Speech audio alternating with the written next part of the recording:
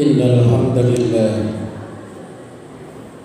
nahmaduhu wa nasta'inuhu wa nastaghfiruh wa na'udzu bihi min shururi anfusina wa min sayyiati a'malina may yahdihillahu fala mudilla lahu wa may yudlil fala hadiya lahu wa asyhadu an la ilaha illallah wahdahu la syarika lahu wa asyhadu anna Muhammadan abduhu wa rasuluhu la nabiyya ba'dah. Ikhwatul kiram, kaum muslimin muslimat rahimakumullah. Ada sebuah hadis yang diterima pertama dari Jabir bin Samurah, atau dalam riwayat lain diterima dari Abi Hurairah. Yang diterima dari Jabir bin Samurah diriwayatkan pertama oleh Imam At-Tabrani, kemudian juga ada Al-Bazzar. Sementara versi Abu Hurairah diriwayatkan oleh Imam Muslim dan juga At-Tirmidzi. Saya mau mengambil redaksi dari Jabir bin Samurah karena ada tambahan di awal. Dalam hadis tersebut Jabir bin Samurah menerangkan dengan kalimat Sa'idan Nabiyyu sallallahu alaihi wasallam mimbara. Suatu ketika Rasulullah sallallahu alaihi wasallam naik mimbar. Mau apa kalau naik mimbar? Pak, mau apa kalau naik mimbar? Bu, ada ibu-ibu? Mau tausiah, mau khutbah, ceramah. Hanya ceramahnya Rasulullah sallallahu alaihi wasallam atau khutbahnya Rasulullah sallallahu alaihi wasallam simple. Tidak pernah bertele-tele. Sebentar. Makanya saya bertanya tadi, berapa menit di sini? 30 menit? 1 jam? 2 jam? Berapa menit? 10 ya? Tambah 5, jadi 15 ya? Jadi kalau sudah 15 menit, stop saja. Nah, ketika naik mimbar, tiba-tiba faqala amin, amin, amin. Berapa kali, Pak? 3 kali. Berarti ada yang diaminkan oleh Rasulullah sallallahu alaihi wasallam 3 perkataan atau 3 lafaz atau 3 permohonan.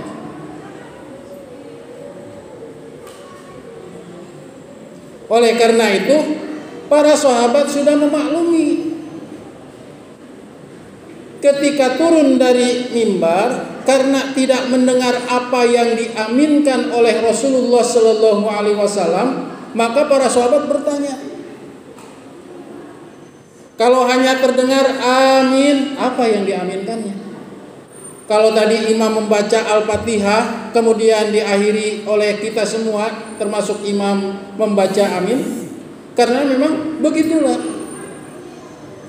Ada doa dalam Al-Fatihah itu, salah satunya ihdinas siratal mustaqim. Maka wajar apabila diakhiri dengan diperintahkan membaca amin. Tapi aminnya Rasulullah sallallahu alaihi wasallam tidak terdengar apa yang diaminkan.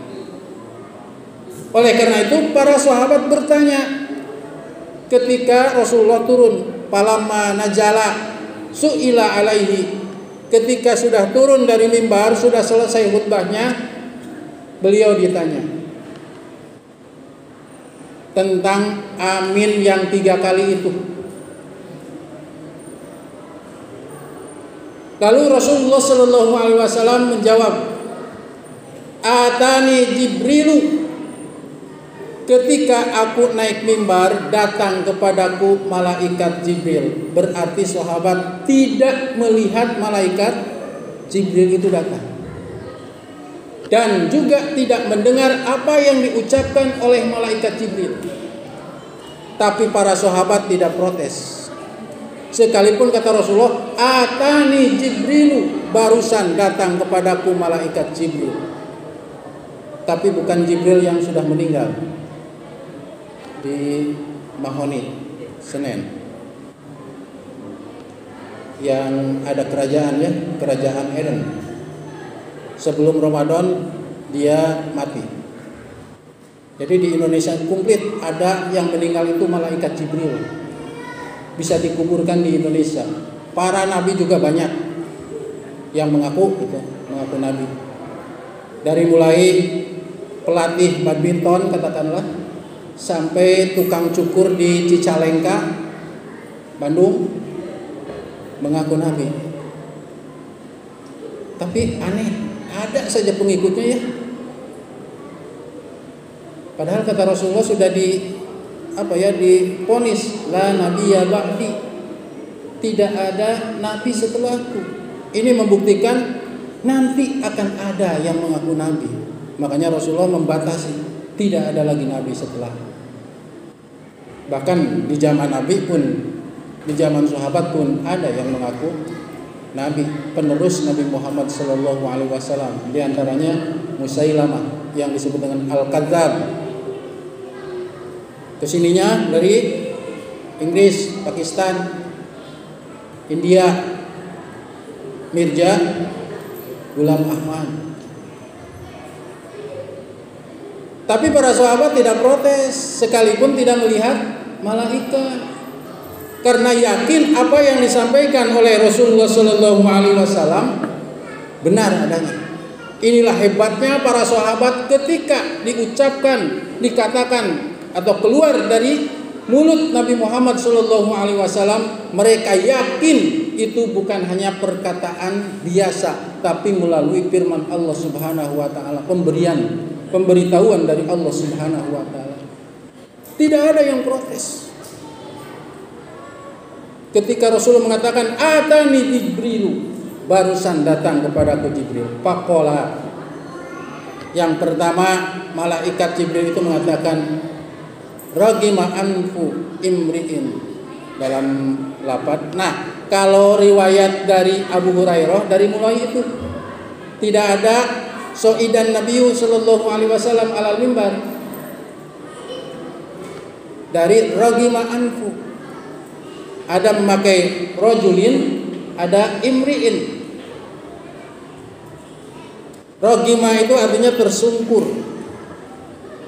Anfu hidung, tersungkur hidung. Maksudnya celaka di atas celaka, rugi di atas rugi, celakalah, binasalah.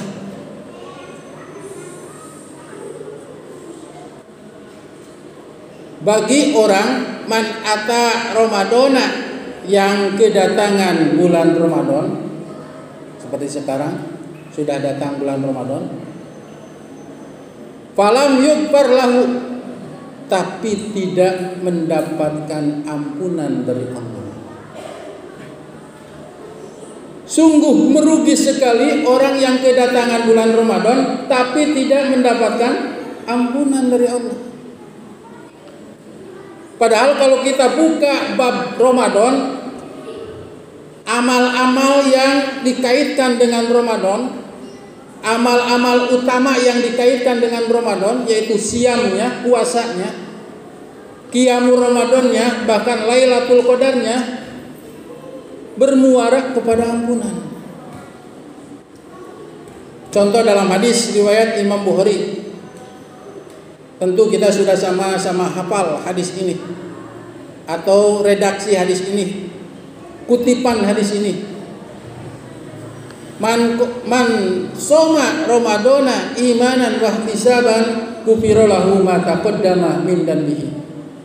Siapa yang berpuasa di bulan Ramadan dengan dasar iman dan ihtisab yang sering diartikan mengharap ridha Allah, padahal kalau sudah didorong oleh iman itu sebetulnya niatnya sudah karena Allah.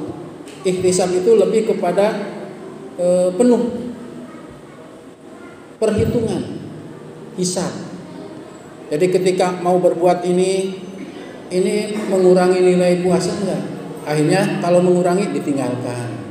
Itu ihtisab, penuh perhitungan. Mau tidur terus, ini mempengaruhi nilai puasa enggak? Mempengaruhi. Tidak banyak tidur. Itu ihtisab, tapi sering diartikan mengharap ridha Allah. Ghufira lahu ma taqaddama min dzambihi, maka akan diampuni dosanya yang telah lalu. Itu muaranya kepada ampunan. Jadi kalau kita mendapat ampunan dari Allah, maghfirah dari Allah Subhanahu wa taala, sungguh beruntung sekali. Saya mau tanya, mendingan kita punya pahala 1, kemudian kita mendapat ampunan, atau kita mendapat pahala 1000 tanpa mendapat ampunan? Mau pilih yang mana, Pak? Dapat pahala 1, ampunan dari Allah. Pahala 1000 tidak mendapat ampunan dari Allah. Mending mana? Menurut Bapak?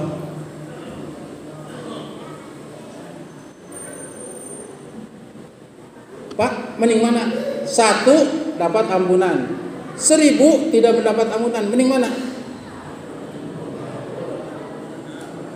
Iya, mending 1000 pahala dapat ampunan.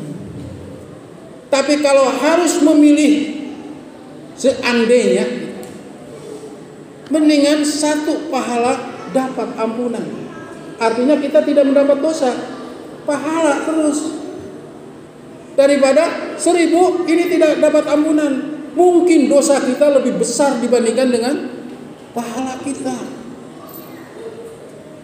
Karena masuk surga itu diantaranya dengan rahmat Allah dan ampunan dari Allah Subhanahu wa ta'ala. Karena bagi manusia tentu kita pernah melakukan kekeliruan atau dosa, katakanlah kesalahan, baik itu yang disengaja ataupun tidak disengaja, yang disadari ataupun yang tidak disadari. Itulah manusia. Oleh karena itu Allah menurunkan maghfirah, ampunan bagi orang yang diantaranya melaksanakan ibadah siam di bulan Ramadan, puasa di bulan Ramadan.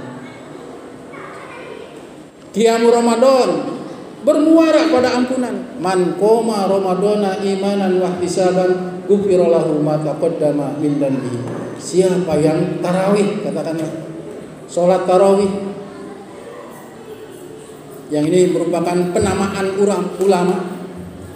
Qiyam Ramadan, kalau lihat hadis itu, man qoma ramadana, salat di malam bulan Ramadan dengan dasar iman dan ihtisab, diampuni dosanya yang telah lalu. Itu ampunan. Ini yang pertama diaminkan oleh Rasulullah. Celakalah bagi orang yang kedatangan Ramadan tapi keluar dari Ramadan tanpa ampunan dari Allah Subhanahu wa taala. Kul, kata malaikat, amin. Ucapkan olehmu Muhammad, amin. Fakultu amin. Maka aku pun mengucapkan amin. Cuma kedengaran oleh para sahabat, aminnya Rasulullah SAW saja. Ucapan Jibrilnya tidak kedengaran oleh para sahabat. Ini yang pertama dan yang terakhir. Karena cuma cukup 1 ya. Karena sudah 15 menit. Lihat jam itu. Sudah 15 menit. Karena tadi dibatasi. Hanya saja mungkin sebagai tambahan, yang keduanya adalah orang yang menyebutku, kata Rasulullah, tapi tidak bersolawat kepadaku. Itu juga diaminkan oleh Rasulullah, celaka. Kemudian yang ketiga adalah orang yang mendapatkan masih ada kedua orang tuanya atau salah satu di antara keduanya, baik itu ibunya ataupun ayahnya, tapi tidak menyebabkan ia masuk surga.